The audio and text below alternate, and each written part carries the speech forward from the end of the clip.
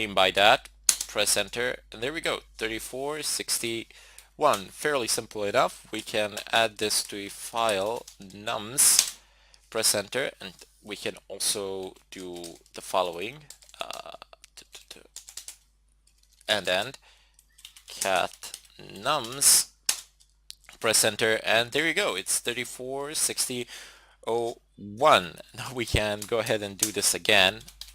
We can reverse it one more time. And there we go. We've successfully reversed it twice. Just doing 3461 and then coming back again 1064 3. But we do not necessarily need to actually do this. We can also type in rev append nums, and now we can have a double. Now we can have a double output, I think, if I am not mistaken. Let's just go ahead. Let's verify this by just repeating. Actually, we don't need to repeat the command. We can just to nums. Okay, and let's just add another line here, which will basically be again and cat nums.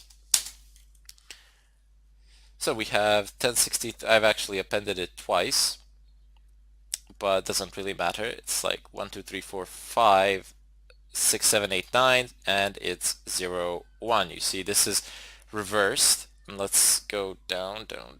We must go further into the depths of these numbers, and there we go. It's 1 2 3 4 5 6 7 8 9, and then it's 1 0. So it means it's 10. It's no longer 0 1, which is again extremely nice. So we've just combined the two into one file. There we go. This was an example of a bit of a longer command. We will deal further with this, and I still need to show you some things with errors, and primarily with errors and how you can actually mess around with those things and the log files, but that we shall do a bit later on. For the time being, I just want to show you that you can do these multiple redirects just one after another, no problems. However, we are yet to do the combinations that I have showed you at the very beginning of this tutorial. Don't worry about, I just want to tell you that you shouldn't worry that much about awk, because we will be doing that further on. Rev, you can go ahead and memorize here if you would like. It's a very neat command to know. It can help you a great deal. One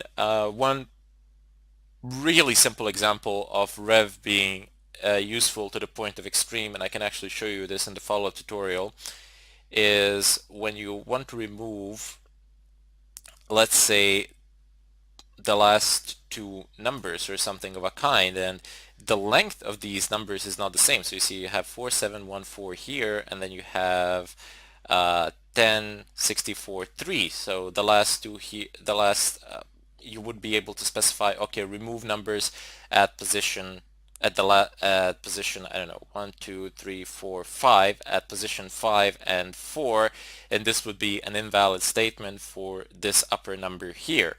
What you could say instead is, okay, reverse the numbers, let these two positions be the first, and then you can just say, okay, remove positions 1 and 2, which is practical to the point which is infinitely practical, as you can just reverse them back, and there you go, you have indeed successfully removed the two last digits from pretty much any number from bottom to top. I'll show you this in the follow-up example, and I will also deal with error messages, and we'll see if I can get into log files and do something of a kind there with redirects, as that is one of the priority concerns of all network administrators, to deal with log files, to read through them, and to process them.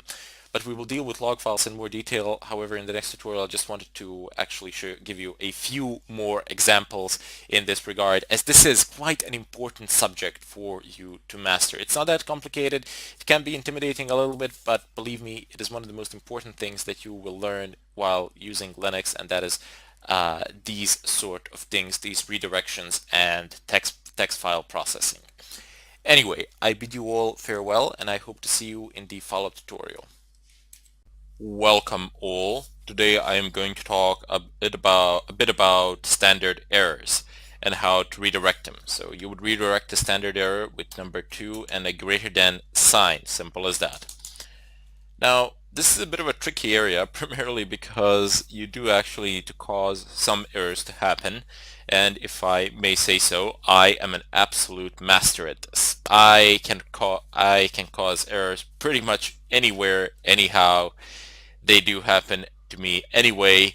They happen to all people who deal with these sort of things, who are network admins. You will encounter a ton load of them.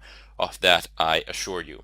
Anyway, let's go ahead and type in ls and then give some nonsensical path to ls, which has no connection to reality of whatsoever, and then redirect this. Just press enter, and then you will see that the output is actually an error message. It says ls cannot access this nonsensical path that is right here. It says no such file or directory.